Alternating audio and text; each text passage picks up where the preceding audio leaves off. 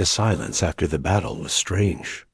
Captain Jake Morrison had expected cheering, celebration, or at least some kind of noise. Instead, the communication channels were completely quiet. Every alien ship in the scattered fleet seemed stunned by what they had just witnessed. The USS Defiant floated alone in the space where the Void Hunter fleet had been just minutes before. Where 200 nightmare creatures had threatened to destroy entire worlds, now there was only empty darkness, dotted with tiny particles of matter. "Captain, we're getting incoming communications," said Lieutenant Commander Danny Foster. His voice was filled with amazement. "Lots of them." "From who?" Jake asked. "Everyone, sir. Every ship in the system wants to talk to us."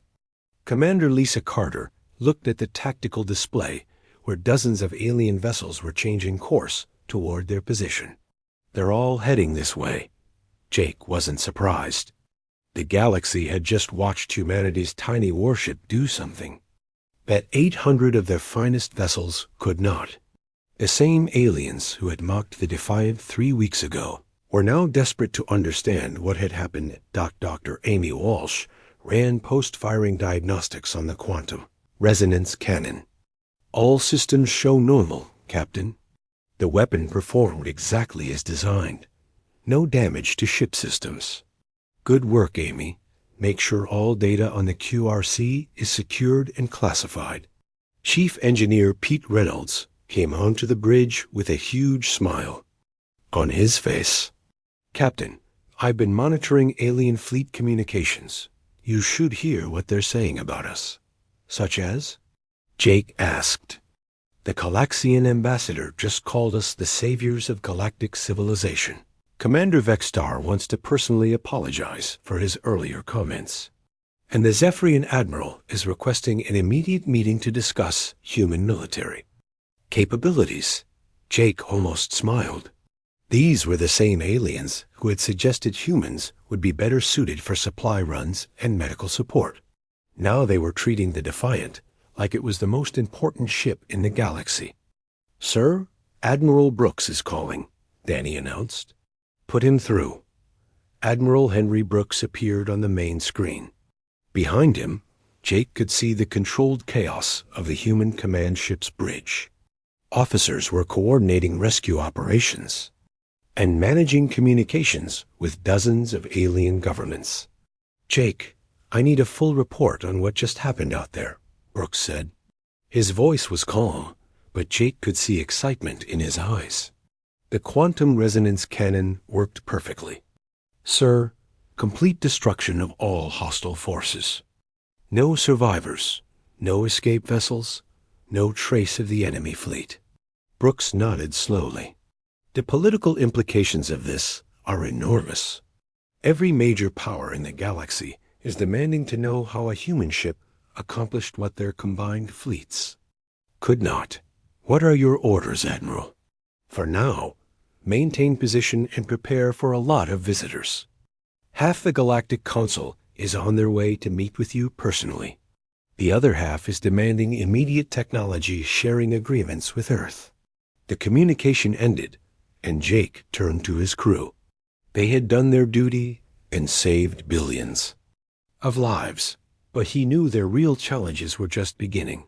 Over the next several hours, the Defiant received more visitors than it had ever hosted.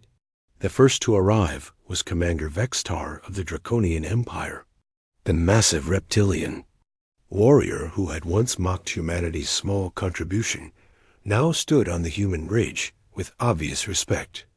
"Captain Morrison," Vextar said in his deep voice, "I owe you and your species a formal apology. I underestimated both your ship and your people. The Draconian Empire would be honored to establish military cooperation with Earth." Similar scenes played out throughout the day. The Galaxian ambassador arrived with trade agreements. The Centauri representative offered technology exchanges. Even the proud Zephyrians requested joint training exercises with human forces. But the most important visitor came near the end of the day.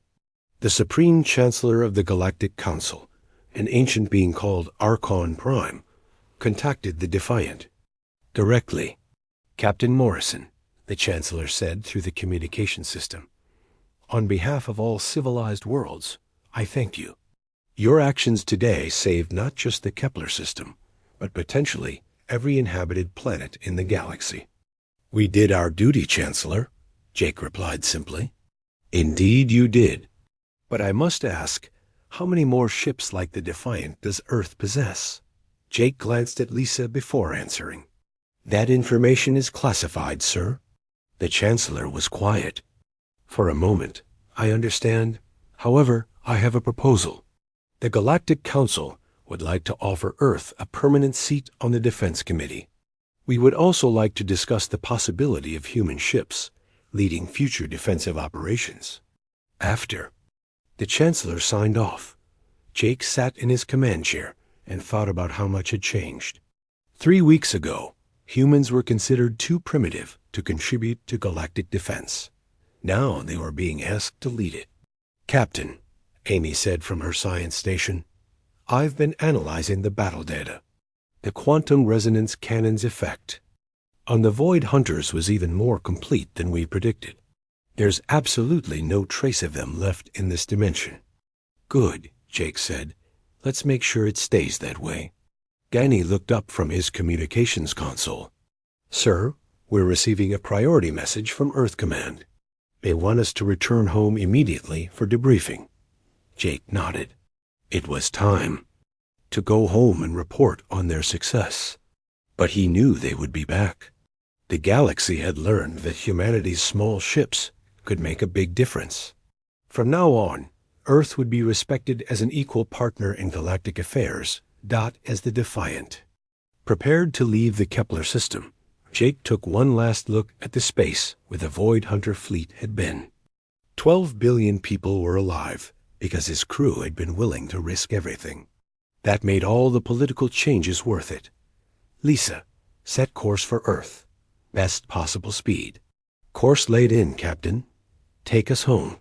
The USS Defiant turned away from the battlefield and jumped to hyperspace. Behind them, the rescued populations of 5 worlds began the long process of rebuilding their lives. Ahead of them lay a future where humanity would never again be dismissed as too small to matter. The galaxy had learned an important lesson that day. Sometimes the smallest key opens the largest door, and sometimes the tiniest ship carries the biggest surprise. Captain Jake Morrison and his crew had proven that courage, innovation, and determination could overcome any enemy, no matter how large or frightening. The species that had been laughed at for their small warship was now the galaxy's greatest protector. The age of human leadership in galactic affairs had begun, and it had started with a single shot that erased the darkness and brought hope to billions of innocent lives. The USS Defiant raced through space toward the Void Hunter fleet like a tiny silver arrow aimed at the heart of darkness. Captain Jake Morrison gripped his command chair as the ship shook from the massive power building in its core. Every system was pushed beyond its design limits. 2 minutes to full charge, Dr. Amy Walsh announced from her station. Her voice was steady, but Jake could see sweat on her forehead. The quantum resonance cannon had never been tested in actual combat. They were about to find out if humanity's greatest scientific achievement would work when it mattered most. Captain, we have incoming hostiles, said Lieutenant Commander Danny Foster. On the tactical display, 3 smaller Void Hunters were breaking away from the main fleet to intercept them. Each creature was still larger than the Defiant, but they moved through space with frightening speed. Commander Lisa Carter watched the approaching enemies. They don't seem too worried about us. Look how slowly they're moving. She was right. The Void Hunters were approaching at what could only be called a leisurely pace. They had seen conventional weapons fail against them for hours. A single small ship posed no threat in their ancient minds. That's exactly what we want them to think, Jake said. Amy, how are the power levels? Reactors at 110% of maximum output. came Chief Engineer Pete Reynolds' voice over the com. "Hull temperature is rising, but we're still within acceptable limits." Jake could feel the ship trembling around him. The Defiant was never designed to channel this much power through its systems. Warning lights flashed on control panels throughout the bridge. The air itself seemed to vibrate with barely contained energy. On the main screen, the lead Void Hunter grew larger as they approached. It was a nightmare creature of twisted darkness and living shadow. Its surface rippled like oil, and Jake could see smaller creatures moving within its bulk, like parasites in a wound. 1 minute 30 seconds to full charge, Amy reported. The first Void Hunter reached them sooner than expected. It swept past the Defiant like a dark tide, and Jake felt the ship shudder as the creature's presence affected their systems. Emergency. Lights flickered, and several monitoring stations went offline. "It's trying to drain our power," Pete's voice came through static-filled speakers. "I'm rerouting everything to the QRC. We're going to lose life support in 30 seconds. Jake made quick calculations in his head. They could survive without life support for the time needed to fire the weapon. Do it. All power to the cannon. The bridge lights went out, leaving only the glow from computer screens and the red emergency lighting. The air circulation stopped, and Jake could hear his crew breathing in the sudden silence. 1 minute to full charge, Amy said into the darkness. Second Void Hunter approached from a different angle. This one seemed more curious about the small human ship. It moved in a slow circle around the Defiant, like a shark studying its prey. Danny's hands flew over his controls. "Sir, I'm getting strange readings from that thing. It's scanning us somehow." "Let it look," Jake replied. "We're just a small courier ship with basic systems. Nothing to worry about." But inside the Defiant's hull, energies that could unravel the fabric of reality itself continued to build. The quantum resonance cannon drew power from all 3 fusion reactors, focusing it into a beam that would strike at the fundamental level of existence. 30 seconds to full charge, Amy announced. The third Void Hunter joined its companions in circling the human ship. All 3 creatures moved with lazy confidence. They had destroyed planets, consumed entire civilizations, and defeated the greatest fleet in galactic history. One tiny Earth vessel was barely worth their attention. Jake watched them through the main screen and felt a cold smile cross his face. Humanity had always been underestimated. It was time to show the galaxy what humans could do when pushed to their limits. 15 seconds, Amy said. "Danny, do you have a targeting lock on the big one?" Jake asked. "Yes, sir. Omega-7 is locked in. Range is optimal for maximum effect." Jake could see the massive creature at the center of the Void Hunter fleet. It pulsed with dark energy, preparing to split its forces for the attack on multiple planets. In a few minutes, it would begin the final phase of the destruction of the Kepler system. 10 seconds to full charge. The 3 circling Void Hunters suddenly seemed to sense something wrong. They stopped their lazy patrol and moved closer to the Defiant. Dark energy began building around them as they prepared to destroy this strange little ship. 5 seconds. 4. 3. The Void Hunters struck at the same instant Amy reached 0. Dark tendrils of energy lashed out at the Defiant from all 3 creatures. But they were too late. Quantum resonance cannon is fully charged and ready to fire, Amy reported. Jake stared at the main screen where Omega-7 filled the display. The creature was massive beyond imagination, a living nightmare that had destroyed countless worlds. For just a moment, he thought about all the innocent people who had died because of this thing. "Fire," he said quietly. Dr. Walsh pressed the firing control. The quantum resonance cannon released its charge in complete silence. There was no flash of light, no visible beam, no dramatic explosion. Instead, a distortion in space itself reached out from the Defiant toward its target. The air around the weapon seemed to bend and twist as reality was temporarily altered. The beam struck Omega-7 at the exact center of its massive bulk. For a heartbeat, nothing seemed to happen. The giant creature continued to pulse with dark energy, apparently unaffected by the human weapon. Then it began to come apart. It started small. Tiny pieces of the creature's surface simply disappeared, winking out of existence as if they had never been. But the effect spread like a virus through the creature's quantum structure.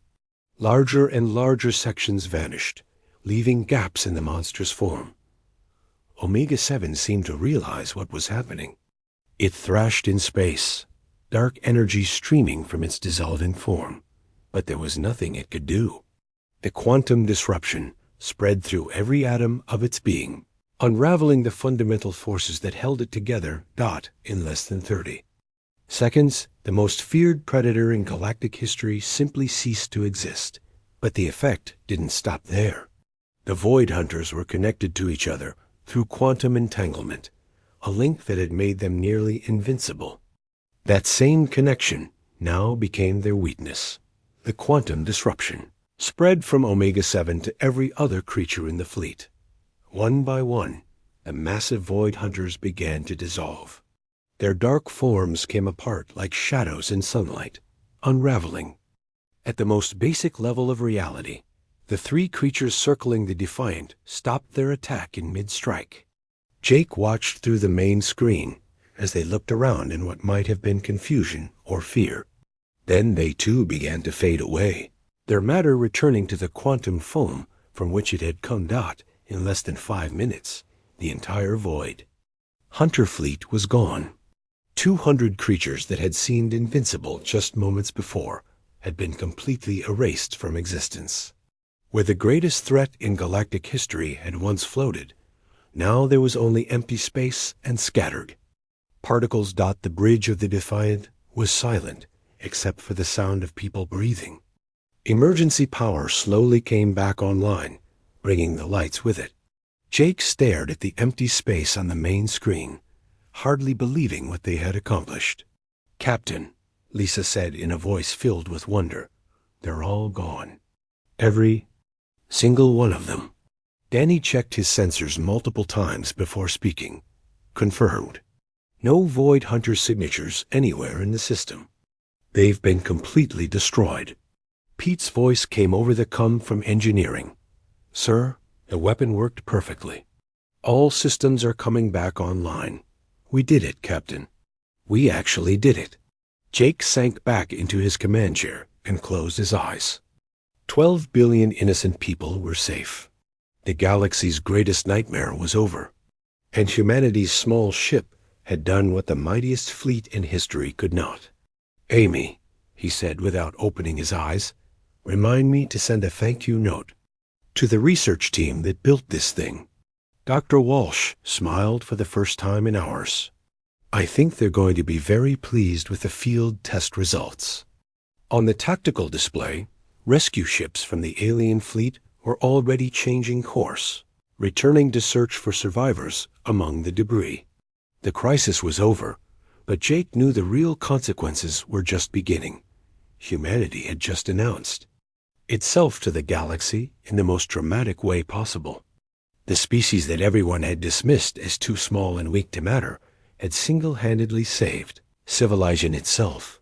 The Defiant floated alone in the aftermath of victory, surrounded by the scattered wreckage of what had once been the most feared force in the galaxy. Captain Jake Morrison and his crew had just changed the course of galactic history with a single shot. The retreat was a disaster. What had been the finest fleet in galactic history was now a scattered mess of broken ships and escape pods. Captain Jake Morrison watched from the bridge of the USS Defiant as alien vessels that had seemed invincible just hours ago limped away from the battle zone. The Zephyrian flagship was gone, consumed by dark creatures that had grown fat on its energy weapons. The Draconian battle cruisers were fleeing as fast as their damaged engines could carry them. Even the living ships of the Coral Collective were wounded, their biohulls torn and bleeding strange fluids into space. "Captain, we are receiving evacuation." "Orders," said Lieutenant Commander Danny Foster. His voice was tight with stress. "All remaining ships are to fall back to the outer system." Commander Lisa Carter stood next to Jake's command chair, watching the tactical display with grim eyes. "If we retreat now, the Void Hunters will reach the inner planets in less than 6 hours. 12 billion people, Jake." Jake nodded. He had run the calculations himself. The dark creatures were moving toward the populated worlds of the Kepler system like a slow-moving plague. Every minute of delay meant more time for civilian evacuations, but there weren't enough ships to move 12 billion people. On the main screen, the Void Hunters continued their advance. The massive creature at their center, Omega-7, seemed to pulse with dark energy. It was easily 10 kilometers long and growing larger as it fed on the energy residue from the battle. Smaller creatures swam around it like fish around a whale. "Sir, Admiral Brooks is calling," Danny announced. "Put it through." Admiral Henry Brooks appeared on the screen. Behind him, Jake could see the chaos of the human command ship's bridge. Officers were coordinating rescue operations for thousands of alien survivors floating in escape pods. "Jake, I need you to fall back immediately," Brooks ordered. "The alien fleet commanders are regrouping at the outer marker. We're organizing a second defense line." "What about the civilians on the inner planets?" Jake asked. "We're doing what we can. Every available transport is evacuating people, but—" Brooks didn't finish the sentence. They both knew there wasn't enough time. "Admiral, request permission to attempt a delaying action," Jake said carefully. Brooks studied his face through the screen. "Jake, the Defiant is a small ship. What can you do that 800 alien warships couldn't?" Jake glanced at Dr. Amy Walsh at the science station.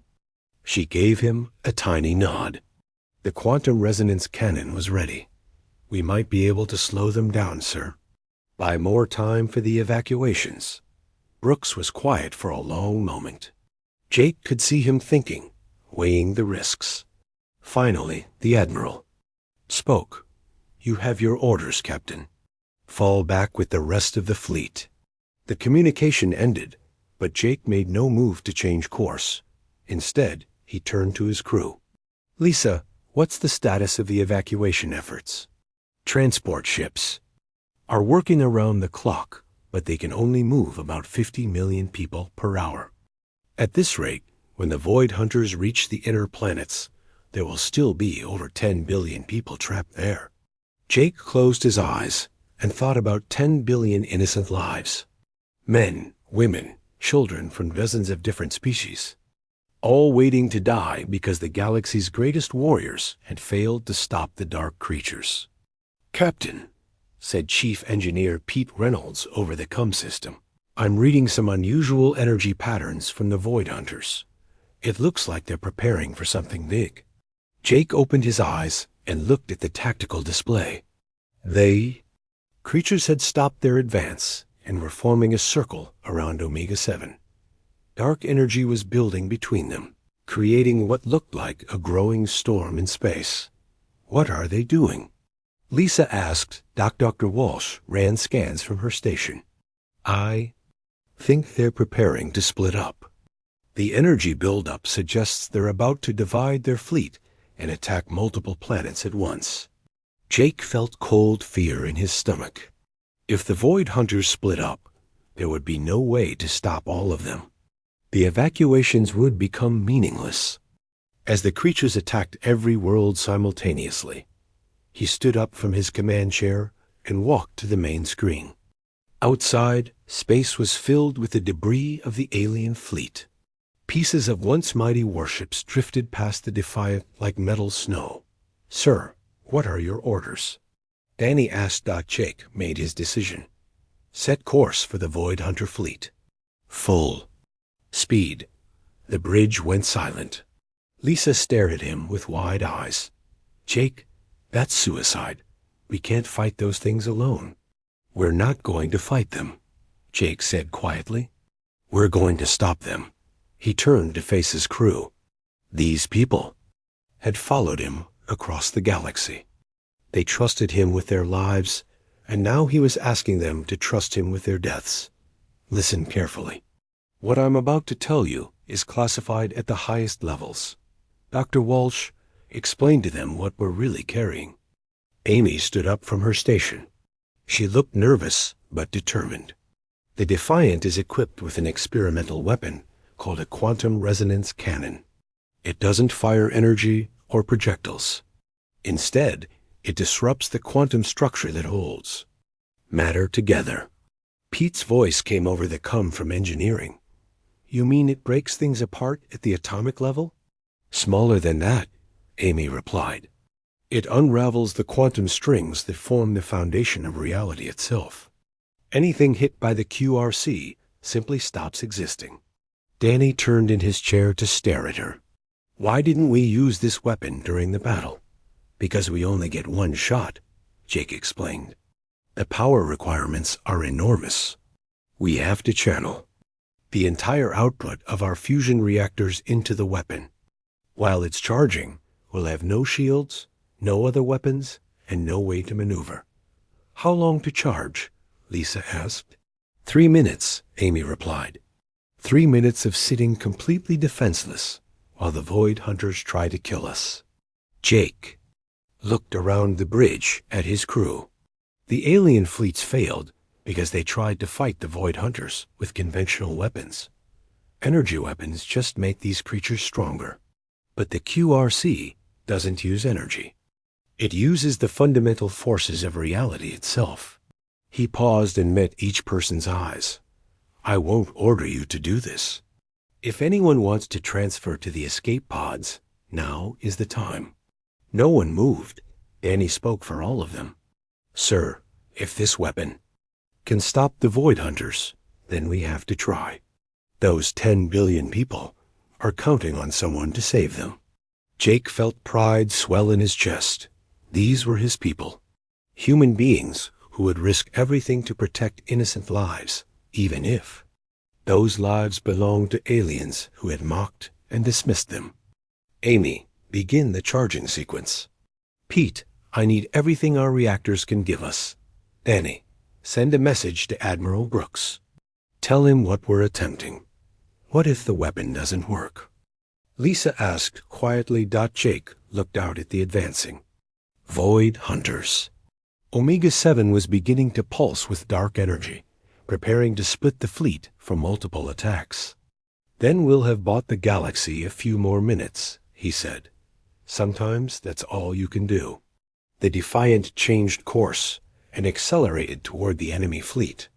Behind them, the scattered remains of the alien armada continued their retreat. Ahead of them, creatures of living darkness waited like nightmares given form. On alien ships throughout the fleeing fleet, sensors detected the small human vessels change in course. Bridge crews stared in disbelief as the tiny Earthship raced toward certain destruction. Commander Vextar, now aboard an escape pod, watched the Defiant's approach with amazement. What are those humans doing? He asked no one in particular. On the bridge of a damaged Calaxian cruiser, the ambassador who had mocked humanity's contribution shook his head in confusion. They must be insane. That little ship can't possibly hurt those creatures. But Captain Jake Morrison wasn't thinking about what others believed. He was thinking about 12 billion innocent people and a weapon that could unravel reality itself. The smallest ship in the galaxy was about to attempt the impossible. The Void Hunters noticed the approaching vessel and seemed almost amused by its audacity. A few smaller creatures broke away from the main formation to intercept what they perceived as an insignificant threat. Charging sequence initiated, Amy announced. 2 minutes and 45 seconds to full power. The race was on. 3 weeks after the meeting at Nexus Prime, the worst news possible came through the communication systems. Long-range sensors had detected a massive Void Hunter fleet moving toward the Kepler system. This system had 5 planets, and 12 billion people lived on them. If the Void Hunters reached Kepler, it would be the largest massacre in galactic history. That Captain Jake Morrison sat in his command chair aboard the USS Defiant, reading the intelligence reports. The numbers were frightening. The Void Hunter fleet had over 200 ships, each one the size of a small city. They moved through space like a plague, consuming everything in their path. "Captain, we're receiving new orders," said Commander Lisa Carter. She handed him a datapad with the official communications from Fleet Command. Jake read the orders and felt his jaw tighten. "Rear guard duty. Again. What does that mean exactly?" asked Lieutenant Commander Danny Foster. "It means we stay in. Back with the supply ships and medical frigates," Lisa explained, "while the real warships do the fighting." The bridge became quiet. Everyone knew what this meant. The alien commanders still didn't trust humans to fight alongside them. After 3 weeks of joint training exercises, the other species still saw the Defiant as too small and weak to matter. Dr. Amy Walsh looked up from her science station. "Captain, the quantum resonance cannon is ready for testing whenever you give the order." Jake glanced around the bridge to make sure no one else could. Here, the QRC was humanity's biggest secret. Only a few people on the ship knew it existed. To everyone else, the Defiant was just a fast courier ship with basic weapons. "Not yet, Doctor," Jake said quietly. "We wait for the right moment." Chief Engineer Pete Reynolds came onto the bridge with a worried expression. "Captain, I've been monitoring the alien fleet communications.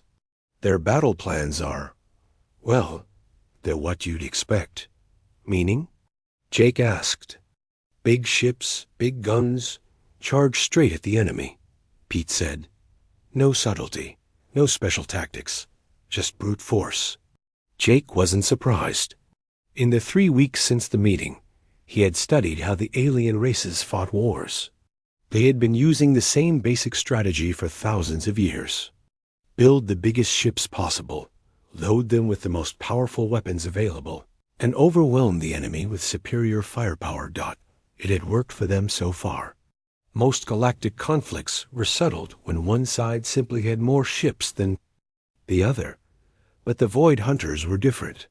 Intelligence reports suggested they could adapt any kind of attack. The more firepower you used against them, the stronger they became. "Sir, incoming message from Admiral Brooks," Danny announced. "Put it on screen." Admiral Henry Brooks appeared on the main display. He looked even more tired than he had 3 weeks ago. The stress of coordinating with 47 different alien military commands was clearly wearing on him. "Jake, I have bad news and worse news," Brooks said. "The bad news is that Command has assigned the Defiant to Transport Group 7. You'll be escorting medical ships and supply convoys." "And the worse news?" Jake asked, though he already suspected what it would be. The alien fleet commanders requested that all human ships be kept away from the main battle. They don't want us getting in the way when the real fighting starts. Jake felt anger rise in his chest, but he kept his voice calm. "Understood, Admiral. We'll do our duty." "I know you will." "But, Jake—" Brooks paused and looked directly at him through the screen. "If things go badly out there, if the main fleet can't stop the Void Hunters, you have authorization to use any means necessary to protect civilian lives." The communication ended. Jake stared at the blank screen, thinking about what Brooks had just told him. Any means necessary was code for the quantum resonance cannon. If the alien fleets failed, humanity's secret weapon would be their last hope. 2 days later, the combined galactic fleet assembled at the edge of the Kepler system. Jake had never seen so many warships in one place. The Zephyrian Empire brought 50 dreadnoughts, each one bristling with plasma cannons and missile launchers. The Draconian fleet included massive battle cruisers that looked like flying fortresses. The Coral Collective's bioships pulsed with living weapons that could grow new guns during battle. In total, over 800 alien warships prepared for the largest space battle in galactic history. At the back of the formation, almost forgotten, floated 37 human ships assigned to support duties. "It's quite a sight," Lisa said, standing next to Jake on the bridge. "Yes, it is," Jake agreed. "I just hope it's enough."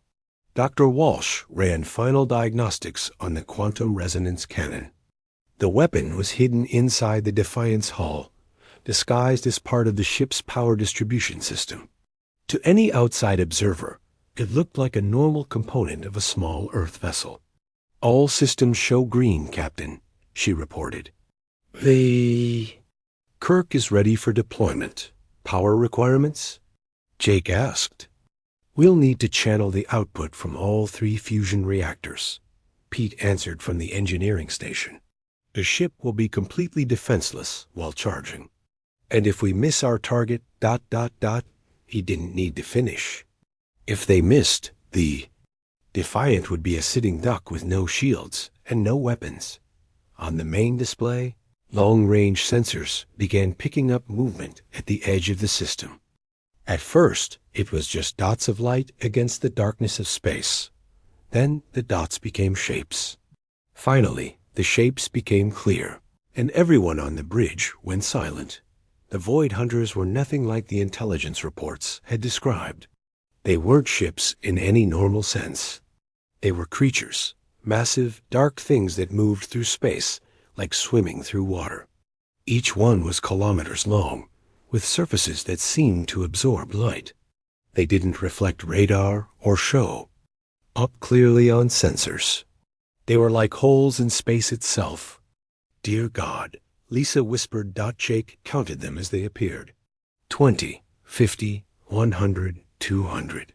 The enemy fleet kept growing as more Void Hunters emerged from whatever dark dimension they called home. At the center of their formation was something that made Jake's blood run cold. It was huge beyond imagination, a creature that dwarfed even the largest alien dreadnoughts. Its surface writhed with dark energy, and smaller Void Hunters seemed to orbit around it like moons around a planet. Intelligence had designated it Omega-7, but seeing it in person, Jake understood why some people just called it the Planet Killer. "All ships, this is Fleet Command," came the voice of a Zephyrian admiral over the communication system. "Battle formations. Prepare to engage the enemy." The alien fleet moved forward in perfect formation. 800 warships advancing against 200 creatures. On paper, the odds looked good, but Jake had a bad feeling about this fight. First exchange of fire lit up space, like a fireworks display. Plasma bolts, quantum torpedoes, and antimatter missiles streaked toward the Void Hunters. The aliens threw everything they had at the dark creatures, and it did nothing. The weapons struck the Void Hunters and simply disappeared. The dark energy surrounding the creatures absorbed every shot, every explosion, every blast of energy the aliens could produce. Worse, the creatures seemed to grow slightly larger after each attack. "Captain," Amy said, her voice tight with fear, "the Void Hunters are feeding on the energy weapons. Every shot makes them stronger." Jake watched in horror as the alien fleet's advantage disappeared. The Zephyrian flagship, pride of their empire, fired its main guns at full power. The massive plasma beam should have been enough to destroy a small planet. Instead, it was absorbed by a Void Hunter that then split into 2 creatures, both as large as the original. "Sir, Admiral Brooks is calling all human ships," Danny reported. "Put him through." Brooks appeared on screen, and Jake could see explosions reflected in his eyes. "All human vessels, fall back to the emergency rally point. Repeat, all ships retreat to minimum safe distance." Jake looked at the tactical display. The alien fleet was losing badly. Ships that had seemed invincible just minutes ago were being torn apart by creatures that grew stronger with every passing second. Escape pods filled the space around them as crews abandoned their vessels. Commander Vextar's flagship, the massive dreadnought that had mocked humanity's small contribution, was caught by 3 void hunters. Jake watched as the kilometer-long warship was simply pulled apart like tissue paper. "Captain, what are your orders?" Lisa asked. Jake stared at the carnage on the main screen. The galaxy's finest warriors were being destroyed by an enemy they couldn't hurt. Billions of lives depended on stopping the void hunters here, and the greatest fleet ever assembled was failing. He turned to Dr. Walsh. "Amy, is the quantum resonance cannon ready?" "Yes, sir." "All systems are operational." Jake took a deep breath. The moment of truth was coming. Soon, the galaxy would learn what humanity's small ship could really do. The huge space station called Nexus Prime floated in the darkness between the stars. It was bigger than most cities on Earth. Ships from 47 different alien worlds were docked at its many ports. Each ship looked different from the others. Some were made of metal and gleamed like silver. Others looked like they were grown from coral or carved from stone. Captain Jake Morrison stood on the bridge of his ship, the USS Defiant. He looked out the window at the massive alien vessels around them. His ship was tiny compared to them. The Defiant was only 200 meters long. That made it smaller than some of the alien ships' landing bays. "Captain, we're getting some strange looks," said Commander Lisa Carter. She was standing next to him, watching the alien ships too. "I think they're surprised by our size." Jake nodded. He had expected this. Earth was new to the galactic community. Humans had only made contact with aliens 5 years ago. Most of the other races had been traveling between stars for thousands of years. "Let them look," Jake said. "Size isn't everything." The reason for this gathering was serious. A terrible enemy called the Void Hunters was destroying planets along the edge of the galaxy. No one knew where they came from or what they wanted. They just appeared, ate everything alive on a planet, and moved on to the next one. Jake walked to his command chair. The bridge around him was clean and efficient. Everything was made for humans, so it looked small compared to the bridges built for larger aliens. Dr. Amy Walsh sat at the science station. She was a thin woman with short brown hair and smart eyes. Chief Engineer Pete Reynolds was checking the ship's systems from his station near the back. "Dr. Walsh, any word on when the meeting starts?" Jake asked. "In about an hour, Captain," Amy replied. "The Galactic Council is still waiting for a few more fleets to arrive." Through the main window, Jake could see the biggest ships he had ever imagined. The Zephyrian Empire had brought their flagship, a massive vessel that looked like a floating city. It was over 2 kilometers long and had thousands of weapons.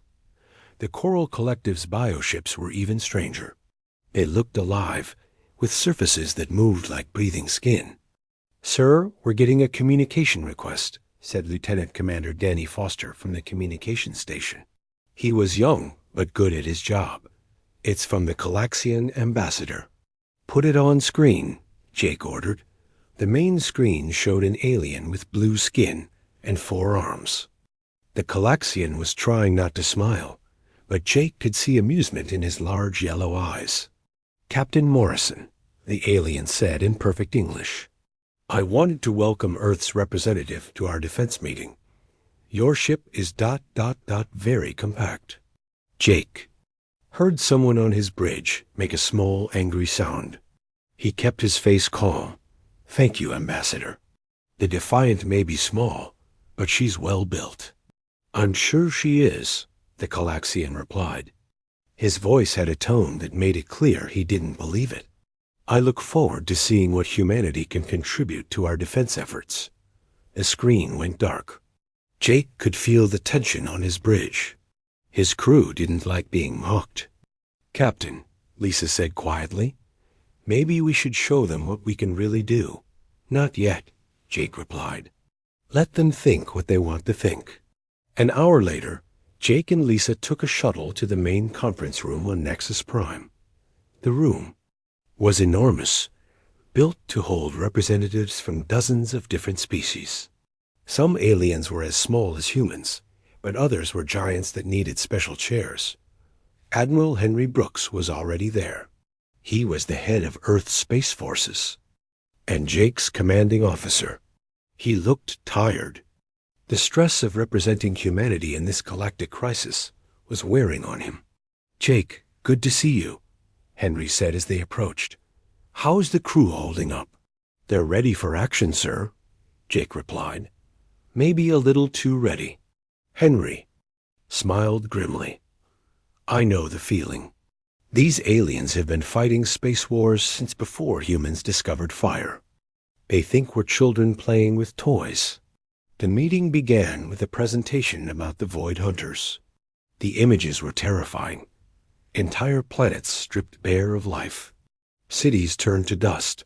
Billions of people simply gone. The enemy ships looked like nightmares made real. Dark, twisted things that hurt to look at. "The Void Hunters have destroyed 12 systems in the past month," announced the Centauri representative. "Our best estimates suggest they're moving toward the core. Worlds. If we don't stop them soon, billions more will die." Different alien commanders stood up to present their battle plans. Each one involved massive fleets and overwhelming firepower. The Draconian Fleet commander, a reptilian creature named Vexstar, showed holographic displays of his warships. Each one was the size of a small moon. "My fleet carries enough firepower to crack a planet," Vexstar declared. "We will meet these Void Hunters head-on and destroy them with superior numbers." Other aliens nodded in agreement. This was how they had always fought wars. Bigger ships, more weapons, more soldiers. Finally, Admiral Brooks stood up. The room became quiet. All eyes turned to the human. "Earth would like to contribute to the frontline defense," Brooks said. "Our ship, the USS Defiant, is ready for combat operations." A sound went through the room that might have been laughter if it came from humans. Coming from aliens, it sounded like a mix of clicking, buzzing, and growling. Commander Vexstar's voice boomed across the room. "Admiral Brooks, with respect, your ship is smaller than my escape pods. Perhaps humans would be better suited for supply runs or medical support." More sounds of alien amusement filled the air. Jake felt his hands make fists, but he kept his face calm. "The Defiant may be small," Brooks replied, "but Earth's technology is different from yours. We might surprise you." "I'm sure you would try," said the Calaxian ambassador, "but this is a job for real warships. Ships that can take punishment and dish it out. Perhaps when humanity has had more time to develop proper vessels." He didn't finish the sentence, but everyone knew what he meant. Humans were too new, too weak, too small to matter in a real fight. Jake looked around the room at the alien faces. Some showed pity, others showed barely hidden contempt. A few seemed to find the whole situation amusing. None of them took humanity seriously. That would change soon enough. As the meeting continued, Jake caught Dr. Walsh's eye. She gave him a tiny nod. The Defiant's secret was safe. Let the aliens think what they wanted to think. When the time came, they would learn that the smallest ships sometimes carried the biggest surprises. The war was coming, and everyone expected the humans to hide in the back and watch the real warriors fight. Jake Morrison had other plans.